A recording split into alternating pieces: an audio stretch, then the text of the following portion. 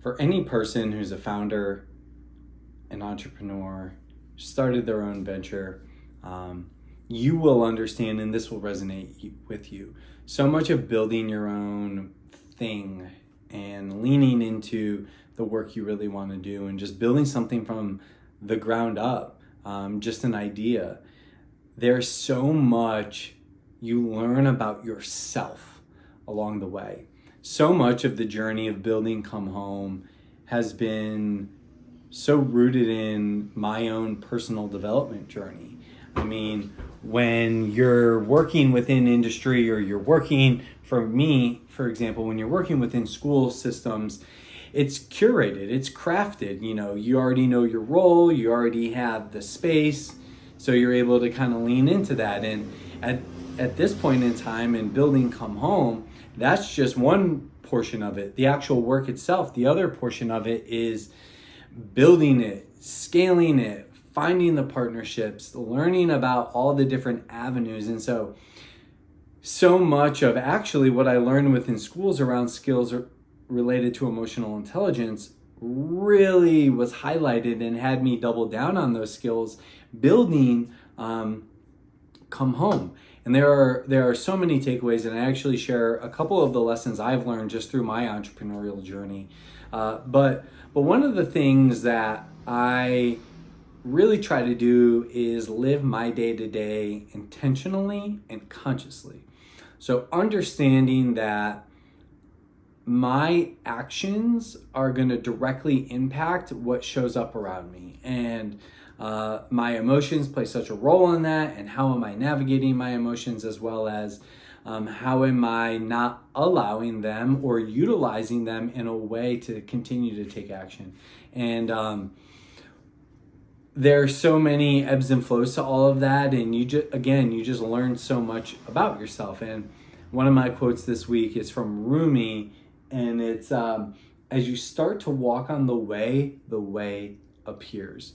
I think where this resonates with me so early on with Come Home, and I think we all can relate to this in some regard, we'll stay stuck, we'll stay exactly where we are, because there isn't this perfect clarity around, where is it exactly that I'm going, or what is that thing exactly that it is. And so because we don't have that clarity, we don't actually move forward. We stay and we wait. Well, I got to get more clarity. I got to understand a little bit more. And the thing is at the end of the day, that does not progress you any further. If anything, it's going to hold you back, because directly related to the quote, what you need to really do, and what I've learned over time, is you have to take messy action. You have to understand, I think you have to understand what direction you want to go. What are some of the important pillars or values or things that you want to contribute to, even if you don't know it exactly? And how do you just take messy action towards that direction? Because what I learned is alignment comes through experience. You don't find alignment just sitting here, twiddling your thumbs, journaling it all out. No, you have to go out. You have to go experiment. You have to go experience. You have to go in a direction to then start to understand and pivot and adjust along with what works, what doesn't, what felt good, what didn't. Okay, what lesson can I learn? How can I tweak and adjust and continue to move forward? That quote is perfect, because what you have to understand, and I think a great reminder for myself even now, as well as all of us, is you have to just start. You got to go. You got to take this messy action, because when you're consistently taking messy action over and over and over again towards the direction or the area you're looking to go, that's when the path will start to clear itself. It's through the action. You have to find the time to sit and figure out which way you're even going first. That's part number one.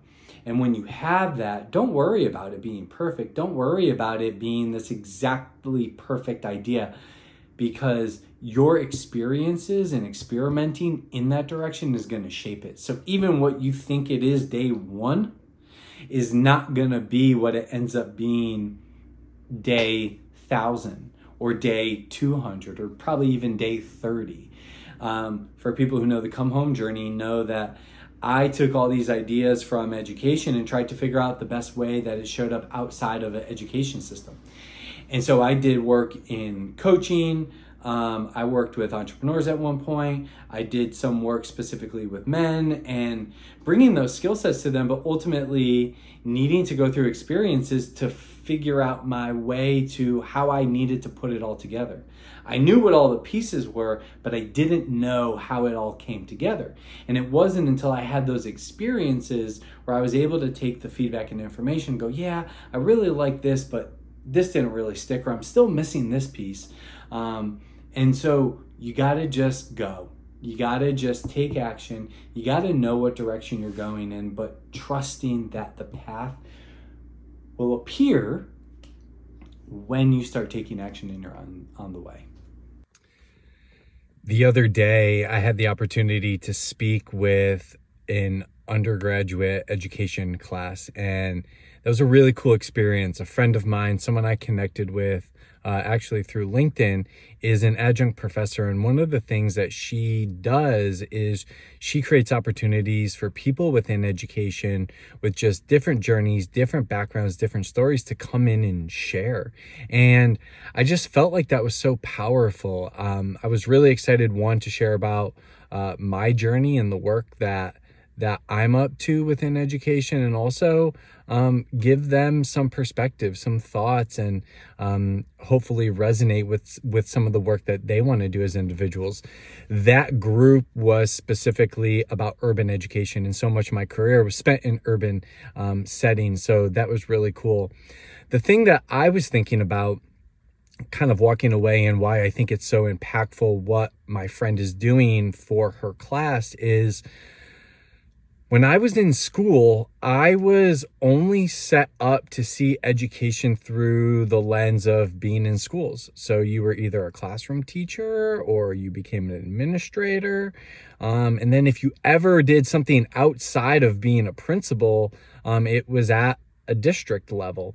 And that's really what was set up. Like, all of my context, all of the scope in which we were allowed to see our careers was only through being in a school building.